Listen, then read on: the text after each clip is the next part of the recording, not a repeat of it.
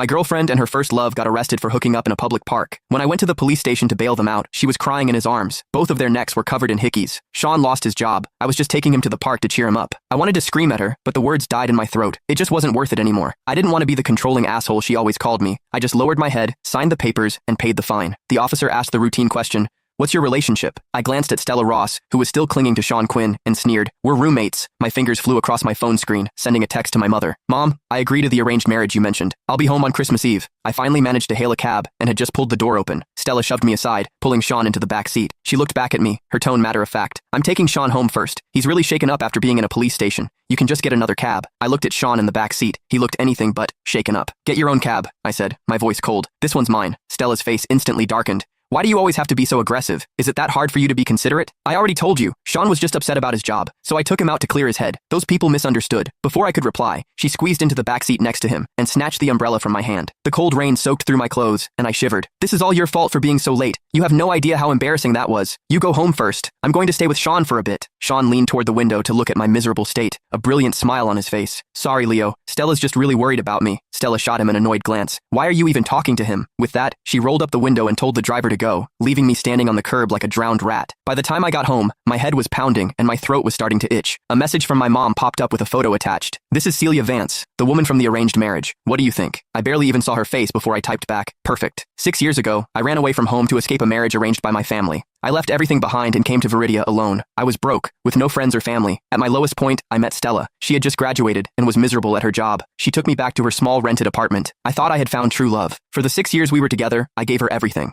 I helped her climb from a junior employee to a top executive in her company. I was the ghostwriter behind every one of her project proposals, the silent partner in every assessment. But every time I worked up the courage to propose, she'd make an excuse, telling me to wait a little longer. And this is what I got for waiting. Her, cheating on me with Sean. Now, I was done waiting. From under the coffee table, I pulled out a crumpled booklet. It was a collection of flight stubs from Viridia to the UK. The last one was dated 3 days before Sean returned to the country. Sean had been studying in the UK all these years. All those missed anniversaries and Valentine's days, she had used business trips as an excuse to be with Sean. And I was the fool who believed her, thinking she was genuinely too busy. It was after midnight when Stella came home. I woke up the moment her cold body pressed against mine. The acrid smell of sex mixed with men's cologne clung to her, making my stomach turn. I grabbed her wandering hand. "I have a fever," I said coldly. Her hand froze for a second before she pulled it back, her voice laced with impatience. "What a buzzkill." She didn't say anything else, just rolled over with her back to me, pulling the blanket with her. A cold draft washed over me, making my feverish body feel even colder. In the darkness, the faint glow of her phone screen flickered, punctuated by a few stifled giggles. I closed my eyes and pretended to be asleep. When I woke up, Stella was actually making breakfast. In all our years together, even when my stomach ulcer acted up and I begged her for a bowl of porridge, she'd complain that anything delivery could solve wasn't her job. She wasn't my maid, she'd say. I emotionlessly